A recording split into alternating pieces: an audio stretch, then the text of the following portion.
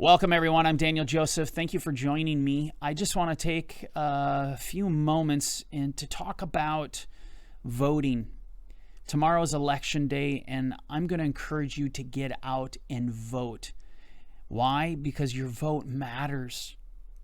You know, you think about this country, and constitutionally, you'll notice the preamble of the Constitution actually says we the people, not we the government, we the dictators. No, it's we the people. In other words, this country is to be governed by the voices of Americans. And the way those voices are heard, one of the most powerful ways they're heard, is through voting. And so I encourage you, take your constitutional right. It is your right as an American citizen to go vote. But let me take it a step further than that. Biblically, it is our responsibility. It is a moral obligation.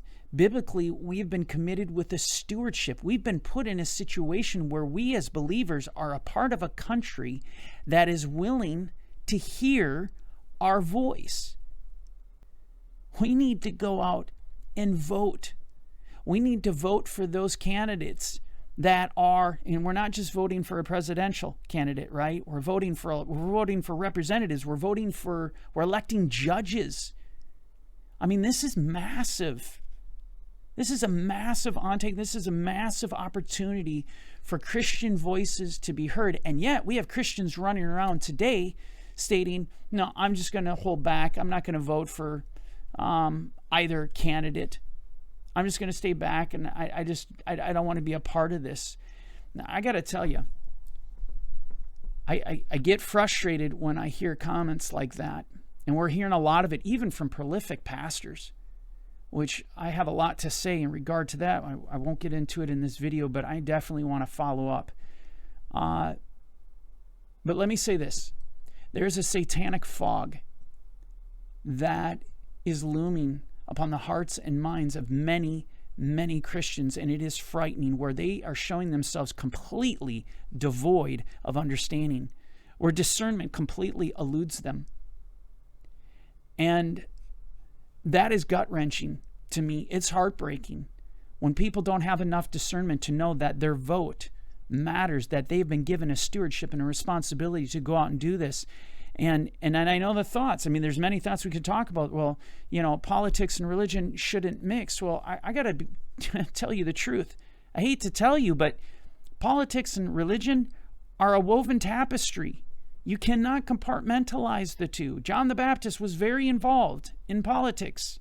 This is why he went out and rebuked Herod, right? I could talk about Jonah the prophet, very involved in politics, going out and at a governmental level, that government in Nineveh, going all the way to the king, it had to change. Laws needed to be implemented, laws that promoted morality and righteousness and godliness. And Jonah didn't, you saw what happened when Jonah wanted to sit out and not partake of that. You know, if the Bible is true, and I confess every word of it is God-breathed, God is not willing that any should perish. And this is why he went and sent Jonah out into the land to turn them back, to speak the truth, to encourage them to come to righteousness. We can do this tomorrow. This is one of the ways we can do this, is by electing the right judges, electing the right representatives, electing the right president who is pro-family, who is pro-Israel, who is pro-marriage, who is pro-life. These things matter. I am aghast when I hear comments of people attempting to justify over 60 million people being aborted for the sake of a particular candidate that they think just simply will end up killing more because he has not dealt with the COVID-19 crisis properly, which I'm not even going to get into that.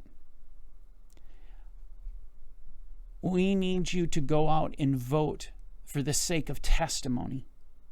You need to do this. It is our obligation as believers to vote our biblical conscience. This doesn't mean that the people, whether judges, representatives, or presidents, are perfect. Okay? There's only been one man that is perfect, and his name is Jesus. And somehow I think Christians altogether forget that. And the devil gets into the minds and the hearts, because the devil wants you to sit this out. I can tell you the only person that doesn't want you to vote is the devil. This is a huge opportunity for you to speak out, to do what's right. And I encourage you to go. So go and make your vote count. And above that, we need to be fasting and praying on Tuesday. Let us join together. Let us fast and pray for this nation, for true repentance, that God will put in people into office that will fight to overturn Roe v. Wade. That needs to be the heartbeat here behind this. And so I just encourage you to do that. Thank you for just taking these couple minutes to hear me out on this. The Lord bless you and keep you. Shalom.